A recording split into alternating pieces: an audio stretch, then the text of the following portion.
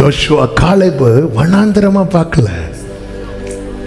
கானானை வேவு பார்த்துட்டு வரும்போது ஐயோ அங்க அவங்க ஏத்தியர் இருக்கிறாங்க, எபூசியர் இருக்கிறாங்க, கானானியர் இருக்கிறாங்க, அவங்க இருக்கிறாங்க, இவங்க இருக்கிறாங்க சொல்லும்போது யோசுவா காலேபு சொல்லுகிற ஒரு வார்த்தை உண்டு. ஆமென். என்னாகமம் 14வது அதிகாரம் அதனுடைய 9வது வசனத்தை வாசியுங்கள். கர்த்தருக்கு விரோதமாக மாத்திரம் கலகம் பண்ணாதிருங்கள். அந்த தேசத்தின் ஜனங்களுக்கு நீங்கள் பயப்பட வேண்டியதில்லை. அடுத்த வார்த்தை, அவர்கள் நமக்கு அடுத்த வார்த்தை வாசிங்க. அவர்களை காத்த நிழல் அவர்களை விட்டு விலகி போயிட்டு கர்த்தர் நம்மோட இருக்கிறார். அதன் அர்த்தம் என்ன? நாம இன்னும் அந்த நிழல்ல தான் பார்க்கிறோம். வேற யாருமே அதை பார்க்கல. எல்லாருமே வனாந்திரத்தை பார்க்கறாங்க. ஆனா யோசுவாவும் காலேபும் எதை பார்க்கறாங்கன்னா வனாந்திரத்தை பார்க்கல, அந்த நிழல். நீ பாரு, அவங்கள காத்த நிழல் விலகி போயிட்டு, அது விலகினதுனால தான் நாம போய் விசிட் பண்ணினோம், பார்த்தோம். நம்மை காத்த நிழல் நம்மை விட்டு விலகாததுனால தான் வேவு பார்த்துட்டு ஒரு டேமேஜ் இல்லாம திரும்ப வந்தோம். இல்லைன்னா யார் கண்லையாவது மாட்டி இருப்போம். மாட்டி இருந்தா நம்ம போனோமே, யாராவது பார்த்தாங்களா? இல்ல இல்ல. நம்மை காத்த நிழல் விலகல. எரிகோ வேவு பார்க்க போனாங்க பார்த்தீங்களா? ஆமே. விசுவாசி வீட்டிலேயே போய் தங்கினாங்க. விசுவாசி வீட்டில் தங்கினா காட்டி கொடுத்துருவாங்க. இல்ல, சரி இங்கே போனால் டோர் ஓப்பனாக தான் இருக்கும், ராகவன் ஓப்பனாக போயிடும், அதுக்கப்புறம் சமாளித்து எஸ்கேப் ஆயிடலாம். அத்தனை பேர் வந்தாங்க. அவ சொல்ற அவங்க வந்துட்டு போயிட்டாங்க. அந்த வாசல்ல அங்க போய் பாருங்க, இல்ல ஒருத்தன் போய் வீட்டுக்குள்ள செக் பண்ணி பார்த்திருந்தா ஒருத்தருக்கு கூட அந்த புத்தி வரல. ஏன்னா நிழல் விலகல. சத்ரு ஞானியா இருந்தாலும் நமக்கு விரோதமாக எழும்பும் போது அவனை பைத்தியமாக்குகிறவர். சத்ரு பலவானா இருந்தாலும் அவருடைய சபைக்கு விரோதமாக எழும்பும் போது அவனை ஒன்றுமில்லாமல் போக பண்ணுகிறவர். நல்ல கைகளை தட்டி க்ளோரியா வசந்தரா பலராவா ரீகபர மலரதனரா. ஆமென். வனாந்திரமா பார்க்கிறவங்க வாயில புலம்பல் இருந்துட்டே இருக்கும். வனாந்திரமா பார்க்கிறவங்க எல்லாம் அவங்க வார்த்தையை நம்பிக்கை இழந்த வார்த்தை. வனாந்திரமா பார்க்கிறவங்க வாயில வர முடியாது, இது அவ்வளவுதான், இது நடக்காது, இது நமக்கு வாய்க்காது. ஆண்டவர் சொல்ற, என்ன 10 முறை சோதித்த ஒருவனும் உள்ள வர மாட்டாட்டார். இப்போ கர்த்தர் கட்டளை இடுகிறார். யாருக்கு? யோசுவாவுக்கு, காலேபுக்கும். யோசுவாவும் காலேபும் அதை சுதந்தரிப்பாங்க. இதுதான் கட்டளை. எல்லாருக்கும் ஃப்ரெண்டில் நன்மை இருக்கு, காணான் இருக்கு. பட் யாருக்கான கட்டளை பிறப்பிக்கப்படுகிறதோ அவங்க அதை சுதந்தரிப்பாங்க. உன் வனாந்திரம் சுதந்திரமா மாறணும்னா ஆமா நீ எங்க இருக்கிற? ஆமா ஆண்டவரே, பட்டயத்துக்கு தப்பி மீந்த ஜனம் என்னைக்குமே மறந்துடாதீங்க. ஆமா, நைல் நதியில் போட்ட பிள்ளைகள்ல ஒருவன் மீதியா இருந்தான். ரெம்னன்ட், அந்த மீதி. ஆமா, டீ குடிச்சிட்டு கொஞ்சம் வைப்போமே மண்டி. எங்க அப்பா அதை அழகா சொல்லுவாங்க, அது யாருக்குமே வேண்டாம் இல்ல. டீ குடிச்சிட்டு வைக்கிற அந்த லாஸ்ட் இருக்குல்ல மீதி, அது யாருக்குமே வேண்டாம். அந்த மீதியை தான் கர்த்தர் எடுத்து பயன்படுத்துகிறார். உங்க கைகள் கூறுகவில்லை, க்ளோரி, உம்மால் கூடாதது எதுவும் இல்லை. உங்க கைகள் ஆமென், உம்மால் கூடாத, ஹல்லேலூயா, உம்மால் கூடாதது எதுவும் இல்லை. இயேசுவால் கூடாது. ஹல்லேலூயா. அவங்களை சுதந்திரிக்க தேவன், இதோ நான் இளைப்பாறுதலை கட்டளையிட போகிறேன். ஆண்டவர் பாப்பாருங்க. ஆமென். சில நம்முடைய சூழ்நிலை வனாந்தரம் போல இருக்கும். கொஞ்சம் டிலே கம்மி பண்ணிட்டாங்க. ஆமென். ஆண்டவர் எல்லாம் பார்ப்பாங்க. பார்த்துட்டு யாருக்கு கட்டளையிடணுமோ அவங்களுக்கு கட்டளையிடுகிறார். இதை பெற்றுக்கொள்ளணும், இதை சுதந்தரிக்கணும். ஆமென். அத்தனை பேரையும் கர்த்தர் கொண்டு வந்தது இந்த கானான் என்பது அத்தனை பேருக்கானது. ஆனா 2 பேருக்கு கட்டளையிட்டார். ஆமென். பட்டயத்துக்கு தப்பி மீந்தவர்கள் அநேகர், ஆனா சுதந்தரித்தவர்கள் எத்தனை பேர்? இவ்வளவு காலம் எதுக்கு? ஏன் என்ன இந்த சிச்சுவேஷன்ல வச்சிருக்கிறார்?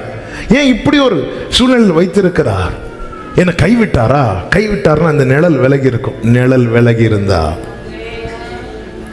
நம்முடைய முடிவு என்னைக்கோ எழுதப்பட்டிருக்கும்.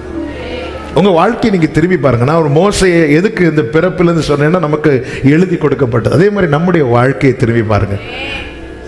மரணத்துக்கு நமக்கும் எத்தனை ஆக்சிடென்ட்ல இருந்து தப்பி இருக்கிறோம். வியாதி, கொரோனாலாம் வந்து பாதிக்கப்பட்டு ஓரளவுக்கு இல்லை, எல்லாருக்கும் வந்துச்சு. டெஸ்ட் எடுத்தவங்களுக்கு பாசிட்டிவ், டெஸ்ட் எடுக்காதவங்களுக்கு நெகட்டிவ். இவ்வளவுதான் வித்தியாசம். எனக்கு தெரியும் ஒரு சகோதரி அந்த தெருவில் டெஸ்ட் எடுக்க வராங்கன்னதும் பின்னாடி டோரை திறந்து வெளியே பூட்டு போட்டுட்டு அப்படியே பின்னாடி வந்து ஃபேனு லைட்டு எல்லாம் ஆஃப் பண்ணிட்டு இப்படி ஒரு சகோதரி நிறைய பேர் கேட்ட அடுத்த நாள் வந்துட்டு எங்களுக்கு நெகட்டிவ். எப்படி நெகட்டிவ்? நாங்கள் டெஸ்ட் எடுக்கல. சிலர் முழிக்கிற மொழியை பார்த்தா நாங்க செஞ்சது இவருக்கு எப்படி தெரியும்?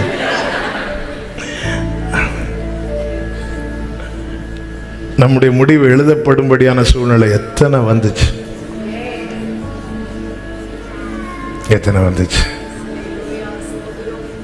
எனக்கு இந்த வனாந்திரத்தில் வச்சிருக்கு அப்படி பார்க்காதீங்க. இரக்கம் தந்து இரக்கம் பெற்றுக்கொண்டே இரக்கம் எனக்கு கிடைக்குது. எனக்கு தெரியும் ஒரு நாள் உண்டு நான் சுதந்தரிக்கும்படியான கட்டளை பிறப்பிக்கப்படுகிற ஒரு நாள். நான் சுதந்தரிக்கும்படி விசுவாசிக்கிறவங்க மாத்திரம்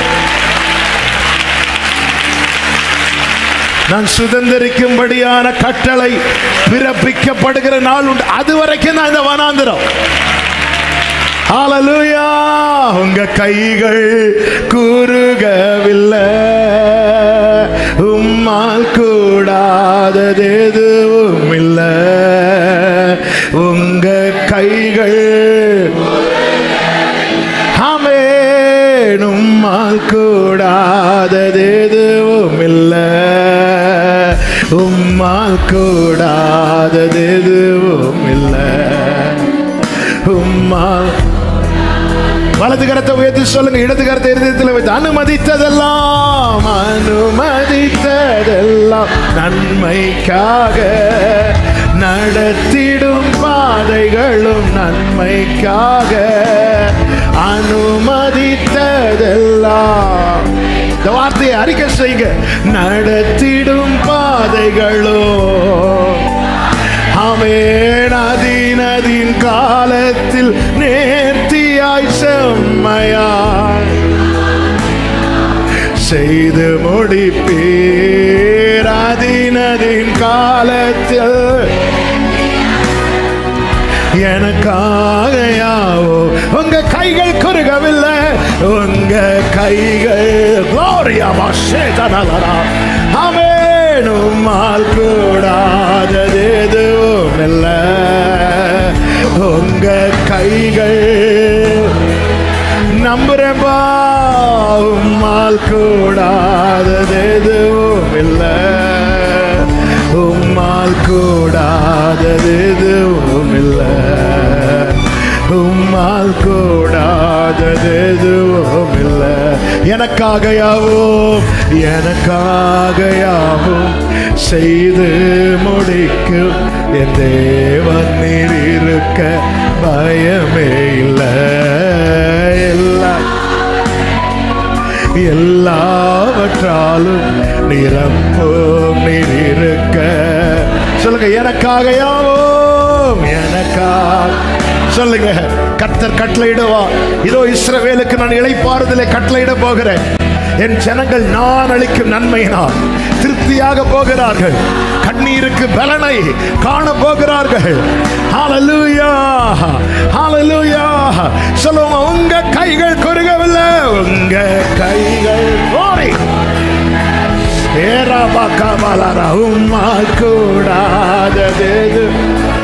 ஹalleluya, உங்க கைகள் ரேகபரபலரா. ஆமென். உம்மால் கூடாதது எதுவும் இல்லை, இயேசுவால் கூடாதது எதுவும் இல்லை. 1 ராஜாக்களின் புஸ்தகம் 5வது அதிகாரம் அதனுடைய 3 முதல் 5 வரை உள்ள வசனங்களை வாசிக்க கேட்கலாம். 1 ராஜாக்களின் புஸ்தகம் 5வது அதிகாரத்தின் 3 முதல் 5 வரை உள்ள வசனங்கள். என் தகப்பனாகிய தாவீதின் சத்துருக்களை கர்த்தர் அவருடைய பாதங்களுக்கு கீழ்ப்படுத்தி விடுமளவும் அவர்கள் தம்மை சுற்றிலும் செய்கிற யுத்தத்தினால் அவர் தம்முடைய தேவனாகிய கர்த்தருடைய நாமத்திற்கு ஆலயத்தை கட்ட அவருக்கு கூடாதிருந்தது என்று நீர் அறிந்திருக்கிறீர். ஆனாலும் இப்பொழுதோ என் தேவனாகிய கர்த்தர் எங்கும் எனக்கு இளைப்பாறுதலை தந்தார். விரோதியும் இல்லை, இடையூறும் இல்லை. ஆகையால் நான் உன் ஸ்தானத்தில் உன் சிங்காசனத்தின் மேல் வைக்கும் உன் குமாரனே என் நாமத்திற்கு ஆலயத்தை கட்டுவான் என்று என் தகப்பனாகிய தாவீதினிடத்திலே கர்த்தர் சொன்னபடியே என் தேவனாகிய கர்த்தரின் நாமத்திற்கு ஆலயத்தை கட்ட வேண்டும் என்று இருக்கிறேன். நல்ல கவனிங்க, என் தகப்பனாகிய தாவீதுக்கு சொன்னார். ஆனா ஃபுல்லா யுத்தம் பண்ணிட்டு இருந்ததுனால அந்த ப்ராஜெக்டை ஸ்டார்ட் பண்ணவே முடியல. ஆமென். அவர் தம்மை சுற்றிலும் செய்கிற யுத்தத்தினாலே 3வது வசனத்துல ஃபுல்லா யுத்தம், அதனால தொடங்க கூட முடியல. அப்போ எந்த ஒரு வேலையும் நமக்கு நியமிக்கப்பட்ட எந்த ஒரு காரியத்தை நம்ம துவங்குறதுக்கு கூட என்ன தேவைன்னா ஒரு இளைப்பாறுதல் தேவை.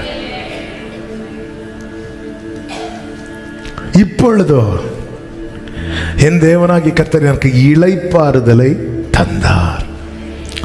விரோதியும் இல்லை, அடுத்த வார்த்தை இடையூறு இல்லை, எந்த டிஸ்டர்பன்ஸ் இல்லை, எந்த ப்ராப்ளம் இல்லை. ஆமென். தேவன் இளைப்பாறுதலை கட்டளையிடும் போது இடையூறு எல்லாம் மாறுகிறது. இன்னைக்கு நம்முடைய வாழ்க்கையில் சில விஷயம் செய்யலாம் நினைக்கும் போது இடையூறு, செய்யலாம் நினைக்கும் போது இடையூறு. ஆமென். இவங்க பிரச்சனையாவே இருக்கிறாங்க. தேவன் கட்டளையிடும் போது தான் அந்த பிரச்சனையை மாறுகிறது. தேவ பிள்ளைங்க அதுதான் கேட்கணும் ஆண்டவர்கிட்ட. ஆண்டவரே, இந்த காரியம் செய்யணும்னு ஆசைப்பா, இப்படி நடத்தணும்னு ஆசைப்பா, ஊழியத்தில் இந்த காரியம் இப்படி கொண்டு போகணும்னு ஆசைப்பா, குடும்பத்தில் இப்படிப்பட்ட காரியங்களை செய்யணும்னு ஆசை. ஆனா இடையூறு, ஒரு காரியத்தை செய்யலான்னு வரும்போது இடையூறு யார் மூலமாவது வருது. வாழ்க்கை ஃபுல்லா ஏன்னா கடைசி வரை நான் ஃபைட் பண்ணிட்டு தான் இருக்கணும். ஆண்டவரே, என் லைஃப் ஃபுல்லாவே நான் வேற ஒண்ணுமே செய்ய முடியாதா? என் வாழ்க்கையில் என்று, என் குடும்பத்துக்கு என்று, ஆமென், என் எதிர்காலத்துக்கு என்று, என் பிள்ளைகளுக்கு என்று நான் எதுவுமே செய்யக்கூடாமல் போய்விடுவேனா? நான் கடைசி வரை யுத்தம் பண்ணிட்டே தான் இருக்கணுமா? ஒவ்வொரு பிரச்சனையோடு என் வாழ்க்கையை போராட்டமா தான் இருக்கும். ஆண்டவரை, எதுவுமே என்னால செய்ய முடியாதா? நான் ஆசைப்பட்டது ஒண்ணுமே எனக்கு செய்ய முடியாதா? என் குடும்பத்துக்கு எதுவுமே செய்ய முடியாதா? பிள்ளைகளுக்கு எதுவுமே செய்ய முடியாதா? ஊழியத்துக்கு எதுவுமே செய்ய முடியாதா என்ற வேதனையோடு, கேள்வியோடு யாராவது இதை கேட்டுக்கொண்டிருப்பீர்களே, ஆனால் இந்த நாளிலே கர்த்தர் தருகிற வார்த்தையை கவனிங்கள். இந்த இடையூறு மாறணும்னா ஒரே ஒரு காரியம் நடக்கணும். கர்த்தர் இளைப்பாறுதலை கட்டளையிடணும். கர்த்தர் இளைப்பாறுதலை கட்டளையிட எந்த இடையூறும் மாறும். ஆகையால் ஆண்டவர் சொன்னார்ல, அதை செய்ய வேண்டும் என்று இருக்கிறேன். இந்த இடையூறு மாறினாலே நமக்குள்ள செய்யணுங்கிற வேகம் வந்துடும்.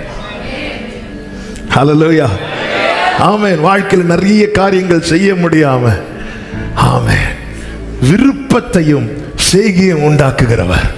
தாவீதுக்குள்ள விருப்பத்தை உண்டாக்கினார். ஆனா யுத்தம் ஜாஸ்தியா இருந்தது உண்மைதான். ஆண்டவர் பூரணர், பாதி கிடையாது.